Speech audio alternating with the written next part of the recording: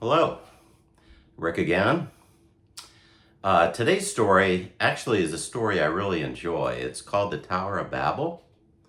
The story itself is rather short, but its significance I think is very important. Also, there's historic background to it that kind of backs it up, unlike our previous stories. I know when I talked about Noah, I spoke of a story of someone who did travel on a boat when there was a flood, and he had his family and his livestock aboard. Which, I mean, you can't take Noah's Ark literally using that story because it was much smaller scale. But obviously, God could have told him to build a ship or make sure the ship was available, that the flood was coming. It's totally reasonable. Although, obviously, he actually was saving some animal life, and it had a different tone to it. But the Tower of Babel, actually, there's some historic facts that back up that this actually did occur. So I'm going to go ahead and tell the story first, and then I'm going to talk about its significance and the historic material that we have. As I said, the story itself is pretty simplistic. It's about after Noah reached a mountain in Ararat, the region of Ararat, or some people think the mountain itself was called Ararat. That's debatable. His family left the ark, and they went on to do what men and women do, his sons and their wives. And there were generations that accumulated from that group. And basically, mankind started all over again. Now, the people were all still living in the same region, and they were all speaking the same language. As we read in as we read in Adam and Eve, God communicated with Adam and Eve communicated with each other, and then their sons communicated. So we know they were all speaking the same language. And the question may be, well, today we have many languages, and where did that come from? And the Tower of Babel story basically tries to explain that. So anyway, the folks from Noah's Ark, the children and descendants, they all lived in the same area, and they created a town. It's called Babel, or it's also been called Shamar. That region, Shamar, were where the Sumerians was a Sumerian town, and Babel was a Babylonian town. So it was in a similar region, and as that's basically the first historic fact that pops up is there was a Babylonia. So there very well may be been a Babel. The word Babel actually means in Hebrew mixed, confused, or confounded. You're probably noticing I'm looking to the side. I have so much to say, and my memory is horrible. So I did jot things down on a board, and I'm going to refer to it on and off. So I hope that's not too distracting for you. So we know the word Babel. Basically, if you talk about someone babbling, they're speaking incoherently. You don't understand what they're saying. And that came from this Bible story. Okay, so basically these folks were in this town, we'll call it Babel, and they constructed a tower. They wanted basically the tower to reach the heavens, and they were drawing great pride out of the fact that they were building this tower. And God looked down upon it, and he didn't like it. It seemed like they were actually to the point of praising the tower, almost like it was another god. And they were showing all this pride, which God didn't appreciate either. So he wanted to do something to stop them from building the tower. And basically what he did, He created the different languages. He had members that were building the tower speak different languages, so a lot of them couldn't speak to each other. You could say one was speaking English, one was speaking Spanish, Italian, Portuguese, whatever different languages pop into your head, German. So in doing that, they were no longer able to communicate, and the building of the tower stopped. Now, at this point, the folks who spoke the same languages all got together. So they formed different groups of people who could speak the same language. And then they went off into different parts of the area and formed their own communities. And basically, they were formed under the different sons' descendants. For example, one of the sons was Japheth, and he had 7 sons, and these folks were considered what we call Gentiles. And a Gentile is non-Jewish. So I'm a Gentile because I'm a Christian. So it was a group of folks that were non-Jewish, and they went off and formed their own community. And another son, Shem, had 5 sons, and these communities turned out to be called the Shemites or Hebrews. We know them more conventionally as the Hebrews. And this line would bring forth Abraham and Lot, which we're going to speak of later. So these were the Jewish folks, basically. And later on, they are also going to be called the Israelites. But Israel as a name doesn't exist yet. And again, we're going to talk about that later as well. The third son, he had, of Noah, he had 4 sons. And these people ended up going to Africa. And they are also the father of the non-Hebrew inhabitants of Canaan. Now, Canaan was the area we call Israel today.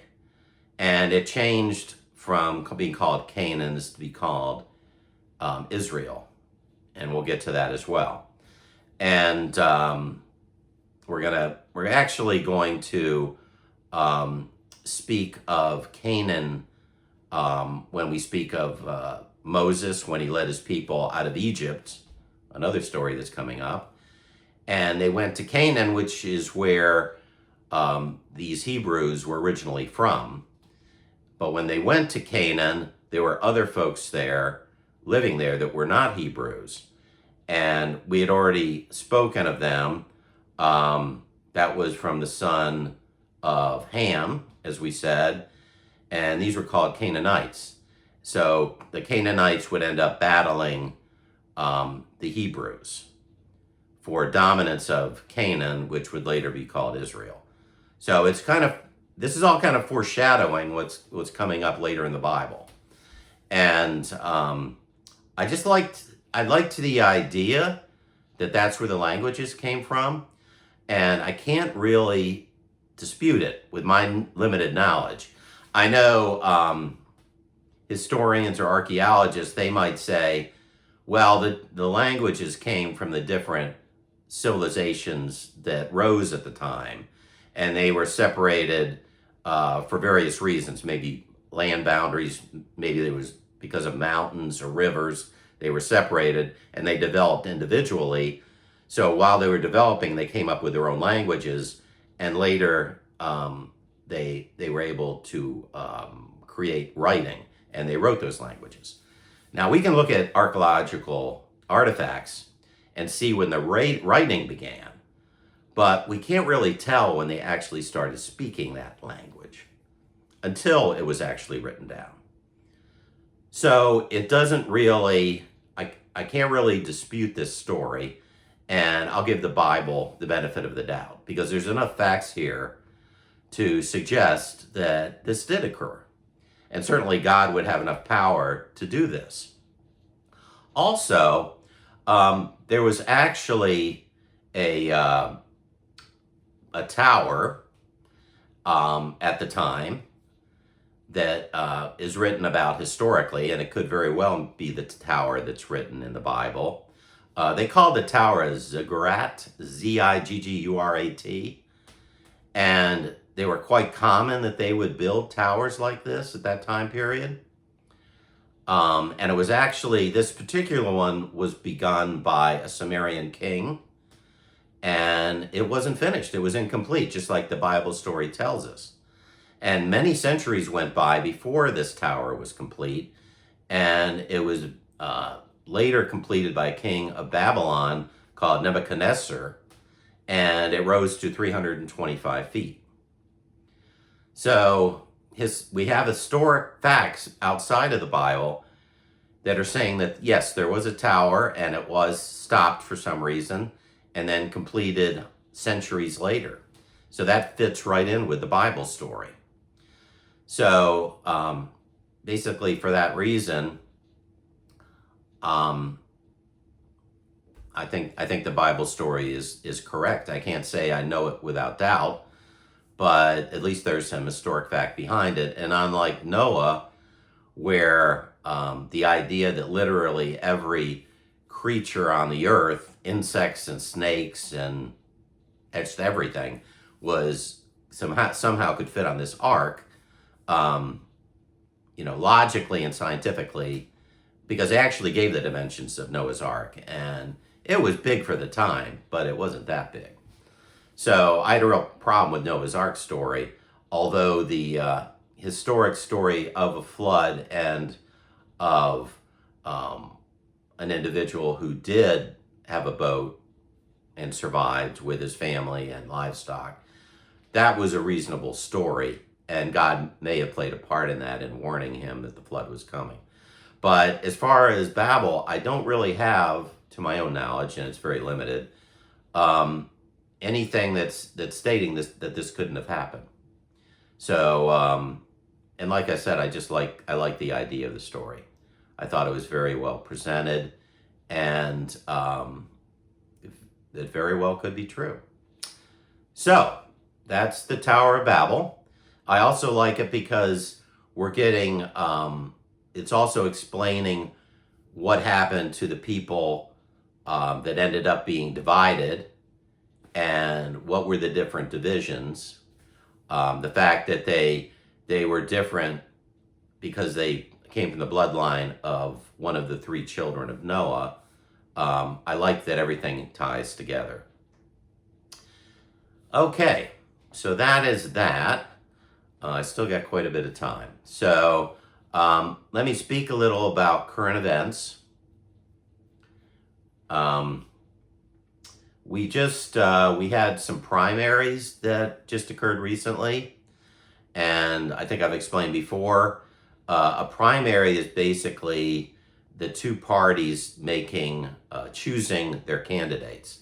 So there'd be a primary for the Democrats, and there'd be a primary for the Republicans, and all the Democrats would run against each other, all the Republicans would run against each other. And then once that's complete, you have one Republican, one Democrat, and for our midterms that are coming up, those two people would run against each other. So one thing that's significant about what's been going on with the elections is, and I've mentioned this before, the Republicans have a problem because of the war on Iran has caused gas prices to go up. Although they did come back down a bit, and they seem to have stabilized. I know I'm going to be repeating myself, but the Strait of Hormuz is what's really in play here, that because it's hard to get the gas from the Arab countries, because this strait is being taken advantage of by the Iranians. When tankers go through, they're taking shots at them. Trump had tried to work with them, and at one point they said, okay, we'll have a ceasefire and we won't do it, and then they did it anyway. A big problem in Iran is the Israelis and the Americans kind of wiped out their leadership, so they had new leaders and their fractions fighting amongst themselves. Their new Ayatollah, we don't know if he's alive or dead, and if he is alive, we don't know if he's conscious or in a coma or is in any state to be able to run the government. It doesn't, since we haven't seen him, and he was in the explosion that killed his father. We're getting a lot of rumors that he's in no condition to be the leader, so he's more of a symbolic leader.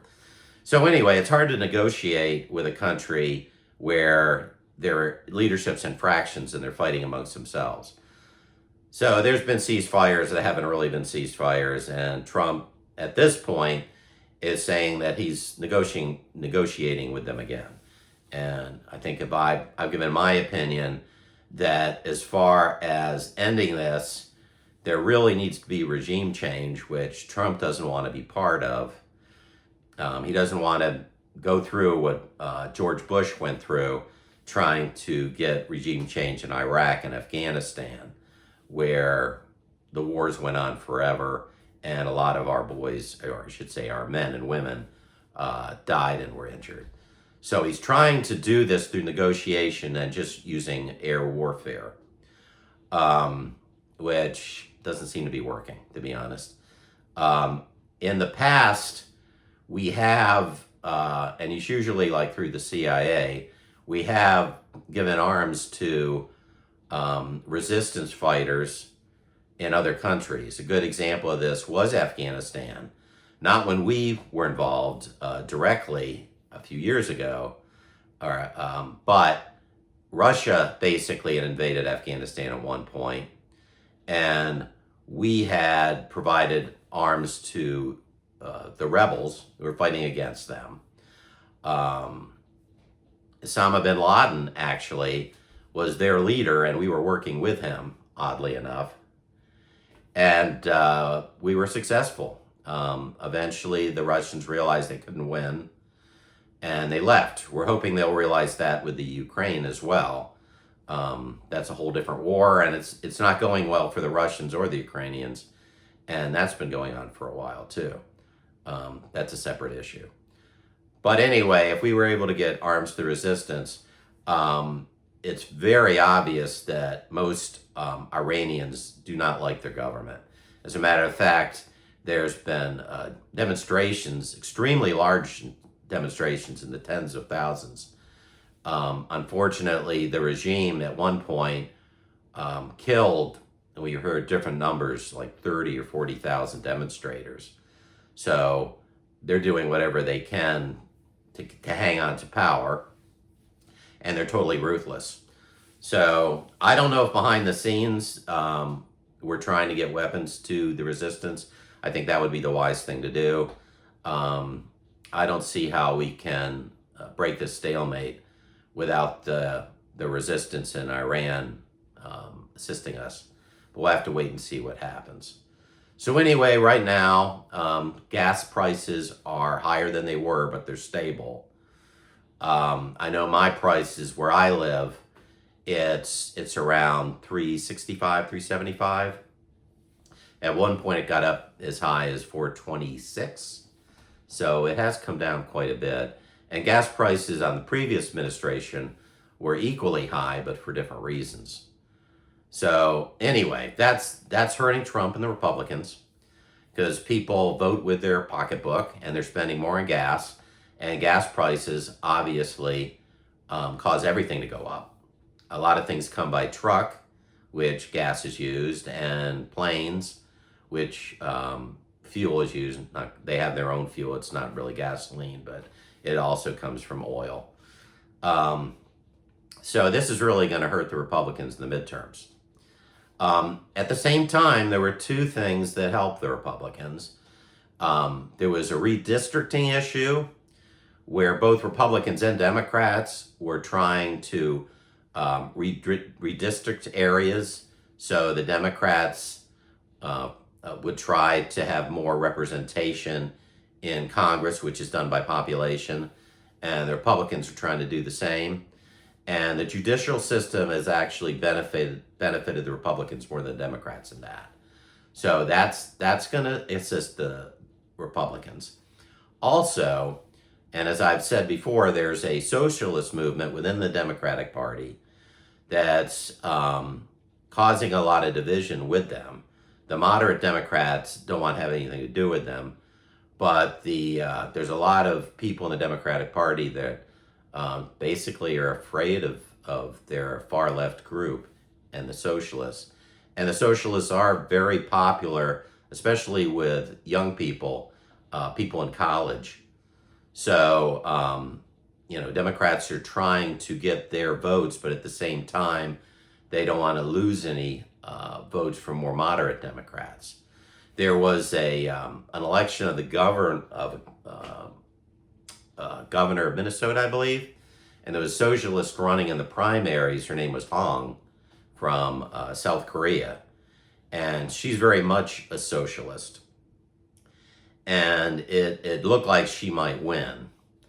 As it turned out, she lost just barely to a more moderate Democrat by about 0.2 percentage points. I have mixed feelings about that. If she would have won, it could possibly have helped the Republicans win the governorship, because there are so many Democrats and independents especially that don't have anything to do with socialists. And just to give you a background, things that the Socialist Party have stated that they're for, and they've come out, and they're not hiding this at all. Although Hong tried to backtrack on it, the actual Socialist Party has come out and said they want to get rid of the presidency, they want to get rid of the Senate, and just to remind you, the Senate is not done by population. Basically, it's 2 representatives from each state. So they like the House of Representatives better because it's done by population, and they can play games with redistricting and things like that. They want to increase the number of the Supreme Court, simply for the reason that if they have a Democratic president, then that president can nominate justices that they like, and the conservative justices right now would be outnumbered if you added additional justices. They wanted to get rid of the Electoral College, and just to remind you, when our country was first formed, we had the Electoral College, again, because we felt that doing it by population would be unfair. Places like California, of course, the founders didn't have California, but we do now. There's a large population in that state, and they're Democratic, and the same with New York. And we wouldn't want 2 states deciding who our presidents are. We wanted all the states to have an equal shot. So there have been quite a few elections where the Democrats have won the popular vote. In other words, they got the most votes, but they lost the Electoral College. So they want to try to get rid of it because it hurts them. But that would be unconstitutional. But if they had the power, they could do it. So a lot of these things, socialist ideas, I should also mention, they want to get rid of ICE, and they want to defund the police. They've said that before, or the Democrats did, and it's coming back again. The whole ICE thing is a separate issue. Obviously, during the Biden administration, the borders were open, and we had something like 15 million illegal aliens, the numbers vary, come in. And so they weren't processed. I'm sure many were good people that were just coming from poor countries, but because they weren't processed, there were also bad people that came through. People who committed crimes or were escaping their own country, or we've had reports that countries who wanted to get rid of their prisoners and people who were in institutions for mental problems, they basically let them out and let them go over the border so they could get rid of their bad folks and give them to us. So ICE did what they always do. They look for illegal aliens. Specifically, they were looking for ones that had committed crimes. But in the process, they were picking up other illegal aliens as well. And we have what we call sanctuary cities. I'm kind of going off on a tangent here, and I might have mentioned all this before, but It's really going to be important with the primaries coming up. I'm sorry, with the midterms coming up. So anyway, we have sanctuary cities and democratic cities and states that basically allow illegal aliens to live, and they don't help ICE capture them. So if they have an illegal alien who's in custody, they don't let, in prison or in jail, they don't let ICE know to come get them. And if they release someone who's in here illegally, they don't let ICE know so they can pick them up when they're released. So that's one of the reasons why ICE can't go and go to prison or go to a jail and just pick them up without bothering communities, because these states and these cities are not assisting. ICE is forced to go into communities and go after the illegals where they live. And even though they may be going after someone who's committed a crime, in addition to being illegal, by the way, being here illegally is a crime,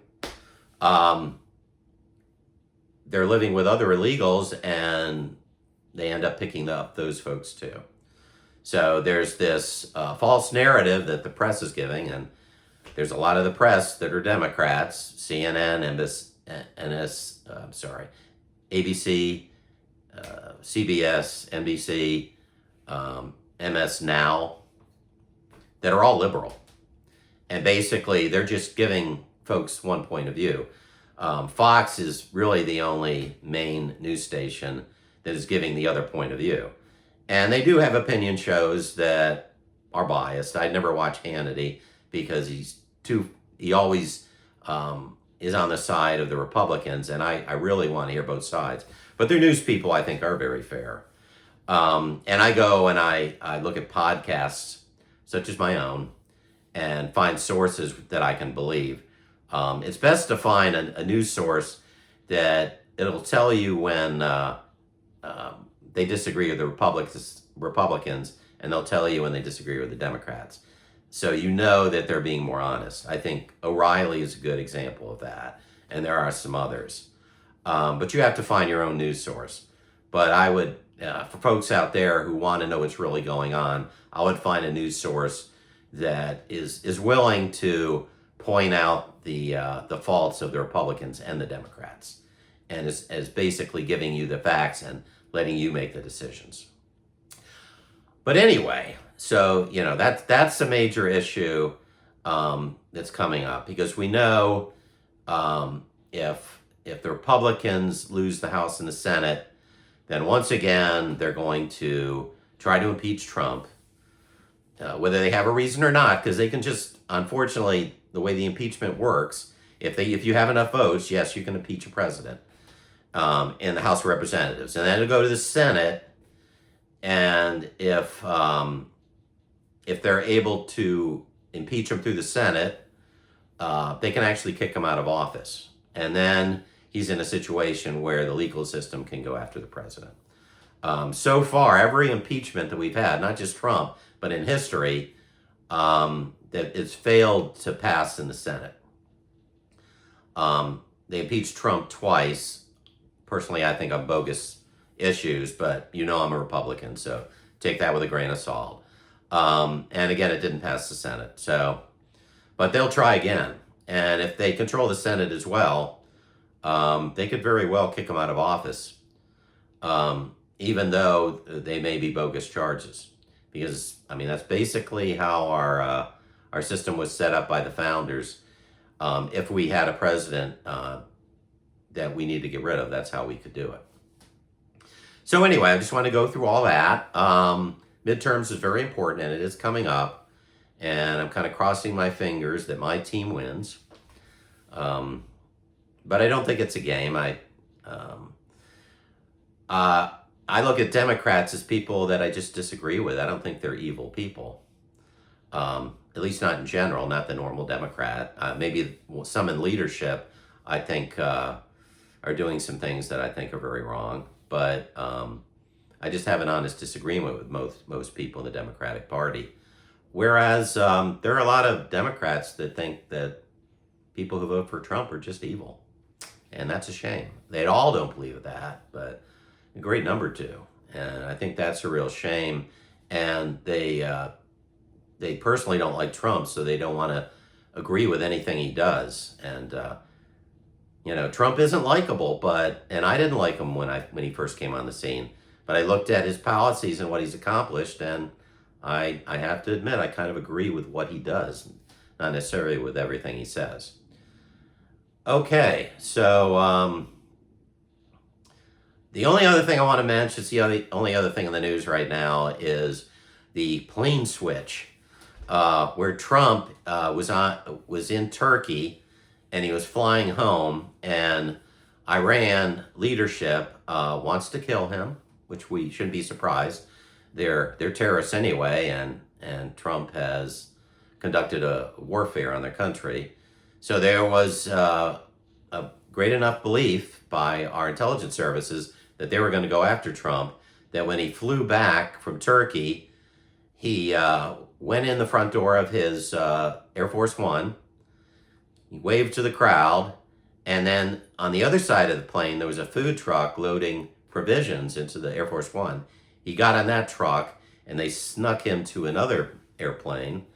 At first, they said it was the other Air Force One, the previous one that had been replaced, but it turns out it was just another military plane, and he flew back in that. There's been a big to-do about it, but he's a hated man by half this country, and it's a shame.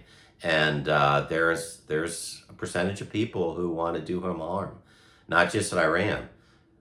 There's been 2 assassination attempts that have been stopped, and there are other attempts that were prevented before they really got started.